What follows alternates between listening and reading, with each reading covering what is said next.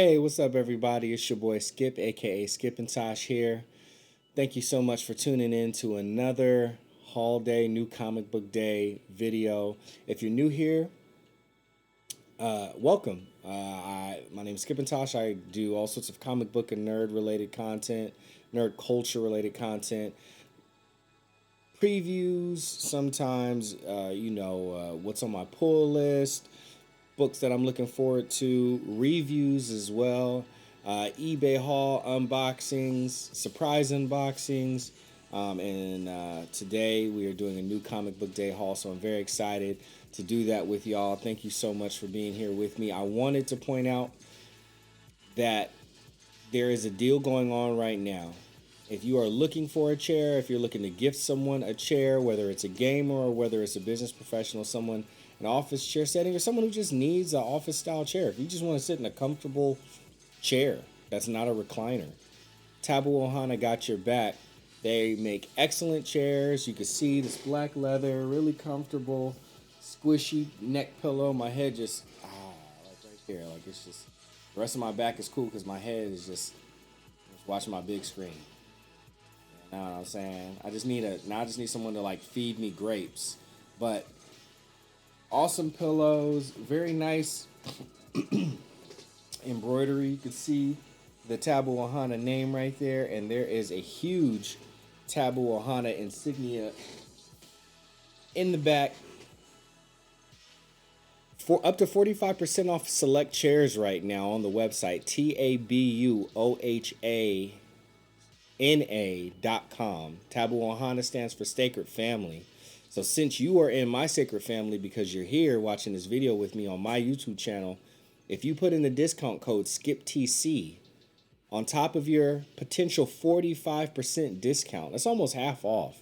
On top of your potential 45% discount on certain chairs, you get an additional $40 off if you put in the discount code SKIPTC, SKIPTC. So treat yourself good, treat your family and your friends good, get into the Tabu Ohana family, the sacred family, get your discount because you're part of it, and enjoy gaming and working in the lap of luxury. Fantastic chairs. I'm very happy to be a part of their team and have Tabu Ohana be my sponsor. Without further ado, let's jump straight into it. Shout out to Bunkmaster B, by the way, the homie Ben. Anybody who knows me or watched me on various YouTube channels that I've been a part of, I am not a Tom King fan. But I also know that Tom King usually has fantastic issue ones for whatever new series that he's on. And my buddy Bunkmaster B knows the type of books that I'm into, knows that I like intrigue, mystery, kind of espionage type stuff. And I am a mark for Greg Smallwood, and he gifted me Human Target issue number 1 from DC Comics, Tom King, Greg Smallwood. Now this is a variant cover, and Bunkmaster B told me which variant cover this is. I cannot remember. I didn't actually realize that this was a DC Black Label book, but it does make sense. But I don't remember which variant this is. I should just look at his message and tell. But Bunkmaster B, if you want to put it down in the comments, because I'm sure you're probably going to see this video, or at least I hope you do, because I wanted to show you proof that I did receive the book. I did get the book. Moving on next, if y'all had seen some of the haul videos before, you know that I finally read Not All Robots issue number 1 and really, really enjoyed it. Thought it was a great satirical story about robots caring for humans but starting to feel like how humans feel within the midst of the rat race. Yeah. It really enjoyed issue number 1. Left it at my friend's house because I thought he would enjoy it too. Got cover A issue number 1 and one of the previous New Comic Book Day videos that I got. Ended up finding issue number 2. And the place that I saw had an issue number 2 also had an issue number 3. So I figure I'd go ahead and grab that as well. Mark Russell, Mike Diodato Jr., and Lear Lowridge on the colors. Really enjoying this book. My first Mark Russell book that I really enjoyed. I haven't read many of them, but this one in particular, I am having a blast with. Just realized there's a little crunchy on the a little crunchy corner on the back of it, but not a big deal. I mean, this book could be worth something one day. The last few AWA books that I grabbed because people that I knew were working on them, Chariot by Brian Edward Hill, and then Erratic by Kari Andrews and the homie, wow, really, Brian Reber, the colorist. Got to get in more 2K, Reber. I got to get a PlayStation 5. It's been too long. Moving on to the next book, one of my favorite writers, with someone who's fastly becoming one of my favorite artists. Definitely one of my favorite letterists, Aditya Bidikar, and then Tom Mueller, my number one graphic designer in comics, number one desire, Homesick Pilots. This is the. Oh, wait, I thought this was a Jen Bartel cover. This is a Tula Lote cover. I thought this was Jim Bartel, but this is Tula Lote. Tula Lote is Tula Lote and Simons, and I forget Simon's first name, but it's the Simons that is the artist on Department of Truth with James Tynan, quickly becoming one of my, I mean, like Tynan, or excuse me, Simons and Tula Lote, they're my favorite variant cover artists right now. Like, easily, hands down. My buddy Nalo just got me on the whole Simons kick, so I've been buying up Simons variants left and right. This was issue number 6 of Homesick Pilots. I've already read the series, but I wanted to get that in my collection because I love the series so much. Issue number 5 also had a variant. This variant is by Trad Moore. Special thanks to Felipe Sobrero and Heather Moore. So they must have helped with this cover. But I was like, I think this is Trad Moore when I saw it. Just kind of the wavy lines, kind of the MTV vibe of, excuse me, vibe of the art. And sure enough, I looked on the back and it was Trad Moore, and I was happy to put Trad Moore's variant in my collection. Another variant, this is Homesick Pilots issue number 4, and I believe this is Jamie McKelvey. Yep, Jamie McKelvey variant for issue number 4. Very excited to have this. Now, I believe this may be, is this the second printing? No, this is not a second printing. Okay. This is just cover B, first printing, Jamie McKelvey, Homesick Pilots. And I didn't have a cover A for issue number 1, and I found it, so of course I had to get it. With the title character, Ami, on the front cover. This is Casper Wynyard, who did this book again with Dan Waters, and Aditya Bidikar on the lettering. Tom Mueller. You'll know Tom Mueller for doing the designs, a lot of the design work, and helping come up with the fonts in the way that the Jonathan Hickman X-Men series, from House of X, Powers and 10, so from Hoxpox on, Tom Mueller was responsible for coming up with those covers. Anytime there was an event, he also helped. Do like the masthead and like all the design for that too. Now this is another Homesick Pilots variant, and I'm trying to think because I've seen this art before, but I couldn't remember who it was. Okay, I wouldn't have guessed it. Zoe Thorogood on this issue number 7 variant. So I think I have almost all of them now. I believe I'm just missing a cover A of like issue number 2 because I think I only have a cover B or cover C of it. Speaking of Dan Waters, we're continuing that theme on issue number 3 of The Picture of Everything Else. Oddly enough, I've only read issue number 1 and I don't have issue number 2, but I was like, you know what? Issue number 3 is right there, and I know supposedly it's either issue 4 and 5 coming out or issue 4 coming out and then issue 5 not long after. But there's been a long period in between issue 3 and then issue 4 and 5 coming out. I'm going to find issue 2. I thought that they would have had it right behind, but they didn't. But since these aren't easy to come by right now via Vault Comics, I figured I'd go ahead and just grab issue number 3 and worry about issue 2 later. Or I could just read issue number 2 digitally, find issue 3 later. Of course, my favorite writer, my favorite comic is coming out, Ice Cream Man, issue number 26. Now, the thing is, I've already bought 5 of these because I'm going to do the project where you can take issue number 26, and if you have 4 of them, you lay them out all page open wide, and it tells the whole story because this issue, watch when you open it up, it asks you, please rotate the book 90 degrees. So you rotate the book 90 degrees. It's really hard to flip a page that you're not looking at. Oh, there we go. Other 90 degrees. And the whole story is this guy descending down this tree, and this is his family tree. So he's talking about different people, different ancestors from his family tree, and he gets all the way down to the bottom, and he ends up getting below the surface to the roots. It's very interesting. I enjoyed it so much, and I just love Ice Cream Man.